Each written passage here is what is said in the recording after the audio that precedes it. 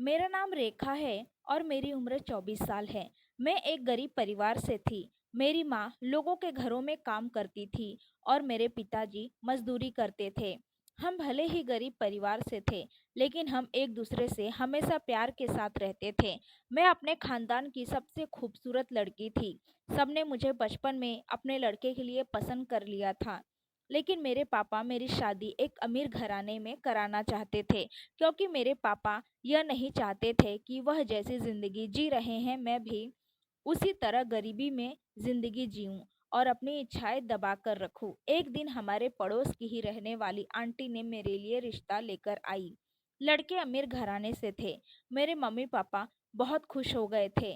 मेरे mummy papa ने उन लोगों को जब छानबीन की, जब पता किया कि वो लोग कैसे हैं, तब यह पता नहीं चल पाया कि उनका आखिर असली में कारोबार क्या है।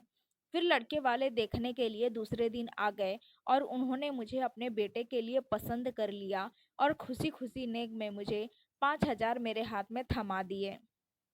अगले 2 महीने में ही मेरी शादी हो गई।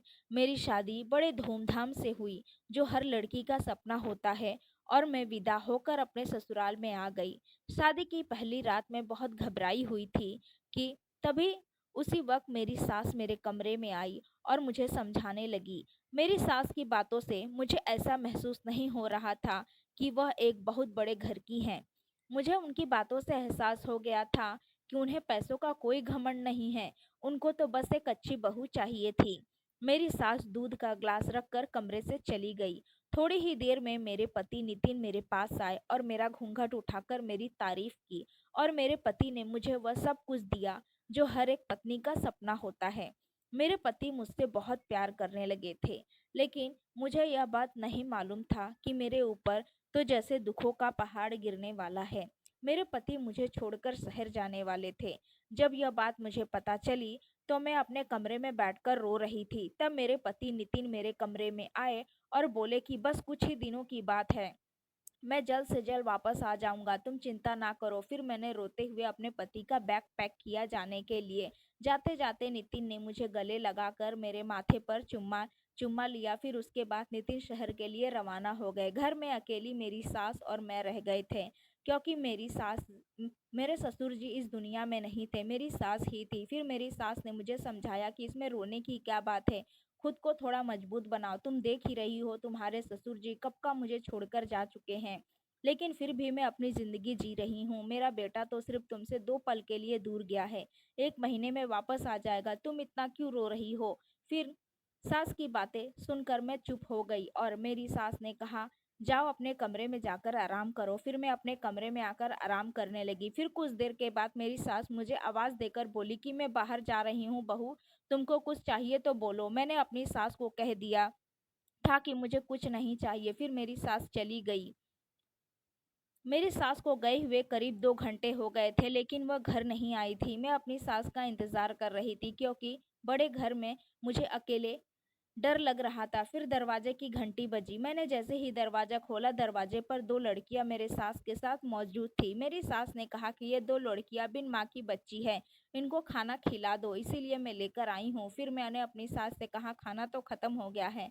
फिर मेरी सास ने कहा, इन लोगों के लिए खाना बनाओ। फिर मैं किचन में गई, खाना बनाने के लिए खाना बना कर लाई और उन 2 लड़कियों को खाना परोसा, तो वह इस तरीके से खा रही थी जैसे उन्हें पता नहीं कितने अरसे बाद यह खाना मिला हो। ऐसा लग रहा था कितने दिनों की भूखी हैं वह। मुझे उनके खाने के तरीके देखकर बहुत दया आ गई थी। मैं भी उनके पास बैठ गई और उनसे पूछने लगी, क्या तुमको यह खाना चाहिए? वह बोलती थी हाँ, तो मैं और उनको दे देती थी। खाना खाने के तुरंत वह लड़कियां सोने की कोशिश करने लगी। मैं उनको कहा कि आओ, तुमको मैं अपने कमरे में सुला देती हूँ, लेकिन मेरी सास ने कहा, तुमको बहु परेशानी होगी, तुम मेरे कमरे में इन दोनों को सुला दो। फिर मैं उन दोनों लड़कियों को अपने सास के कमरे में सुला दी। मैं अपने कमरे में चली गई सोने के लिए। रात के करीब 12 ही बजे होंगे कि तभी मैंने कुछ सुना। मुझे लड़कियों की चीखों की आवाज़ सुनाई दे रही थी। ऐसा लग रहा था कि लड़कियों को कोई पीट रहा हो। लड़कियां सिसकियां लेकर रो रही थी। मुझे बहुत डर लगने लगा था।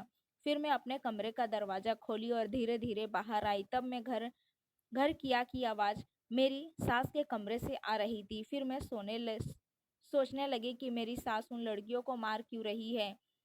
करने के लिए लाई थी क्या, इसीलिए मैं धीरे-धीरे आई और कमरे तक आने के बाद अपनी सास का दरवाज़ा खटखटाया। तब मेरी सास ने दरवाज़ा खोला और बोला कि क्या इस वक़्त क्या कर रही हो बहू? तब मैंने अपनी सास की बात को जवाब न देकर सीधा मैं अंदर देखने लगी कि वह लड़कियाँ क्या कर रही हैं। तब मैंने देखा कि वह लड़कियाँ सो रही थीं।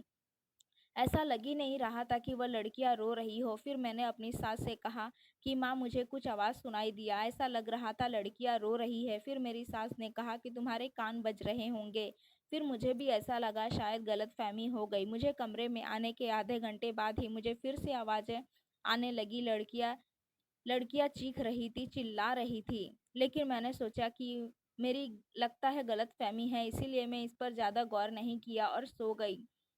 सोकर जब जगी तब मैंने अपनी सास की ओर देखा तो 2 लड़कियों को बाहर ले जा रही थी। तभी हमारे दरवाजे की डोरबेल बजी। दरवाज़ा मेरी सास ने खोला तो दरवाजे पर एक भिखारी खड़ा था।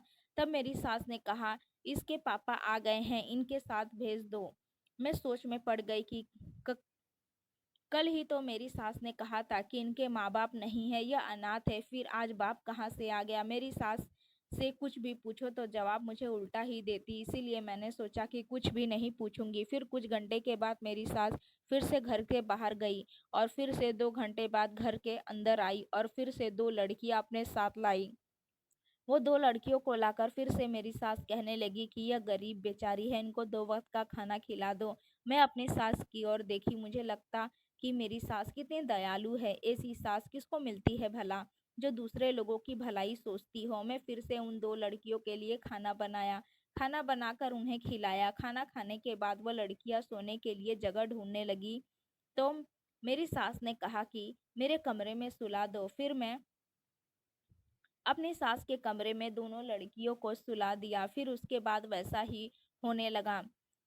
मैं सोने ही वाली थी कि तभी मुझे लड़कियों की चीखने की आवाज़ें आने लगी। मुझे लगने लगा कि यह मेरी गलतफहमी नहीं हो सकती और ना ही मेरे कान बज रहे हैं। उन लड़कियों की ही आवाज़ है। मैं इस बार बिना चप्पल पहने अपनी सास के कमरे की ओर दबे पाँव धीरे-धीरे आज जा रही थी और मैंने जैसे ही दरवाज़ा खोली तो वो लड़कियाँ सो रही थी। ऐसा लग रहा था कि वो रो ही ना रही हो, उनको कोई मार ही ना रहा हो। मैं सोच में पड़ गई, ऐसे कैसे हो सकता है? फिर मेरी सास ने कहा कि क्या देखने आ रही हो बहू? फिर मैंने अपनी सास से कहा, कुछ नहीं।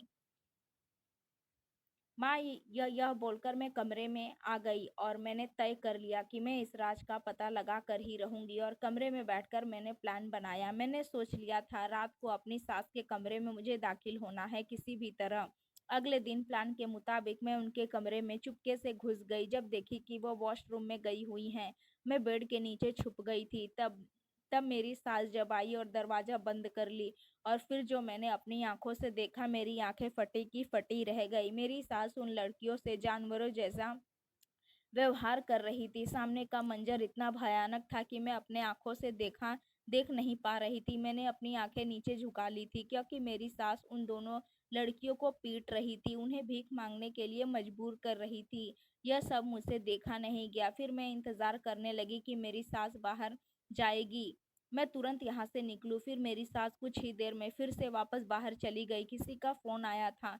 मैंने इस बात का फ़ायदा उठाकर वहाँ से चोरी छिपे निकली। वहां से निकलते हुए उन लड़कियों ने मुझे देख लिया, लेकिन उस वक्त मैं उन लड़कियों के लिए कुछ भी नहीं कर सकती थी क्योंकि मुझे मालूम हो गया था कि मेरी सास एक खतरनाक गैंग से ताल्लुक़ रखती है और उनको इस बात की खबर न लग जाए, इससे पहले मैं यहाँ से निकल जाना चाहती थी। मैं फटाक से अपने कमरे में दाखिल हुई। कमरे में आने के बाद मैंने दरवाज़ा अंदर से बंद कर लिया और तुरंत मैंने यह बात नितिन को बता दी। फिर नितिन ने मुझे बताया कि इस बात की खबर मैं पुलिस को दे दूँ। तब फिर मैं पुलिस को यह खबर दे दी।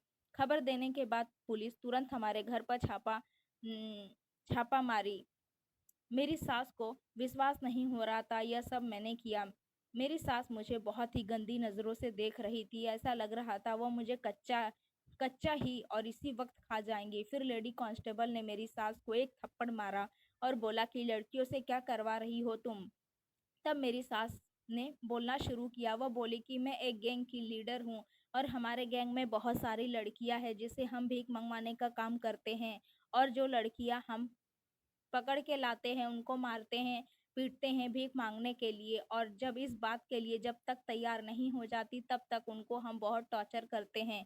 और जो मेरे घर पर आदमी आया था वो इन लड़कियों का बाप नहीं बल्कि मेरे ही गैंग का आदमी था, जो लड़कियों को पकड़ कर लाता था और मैं उनको काम करने के लिए मजबूर करती हूँ। फिर पुलिस वाले ने कहा कि आज तुम्हारे ही वजह से एक बहुत बड़े गैंग का पर्दाफाश हो गया और तुमने सारी लड़कियों को बचा लिया।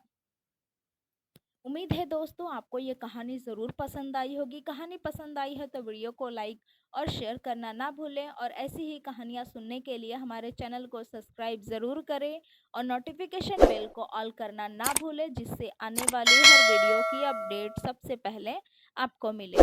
थैंक्स फॉर वॉचिंग दोस्तों।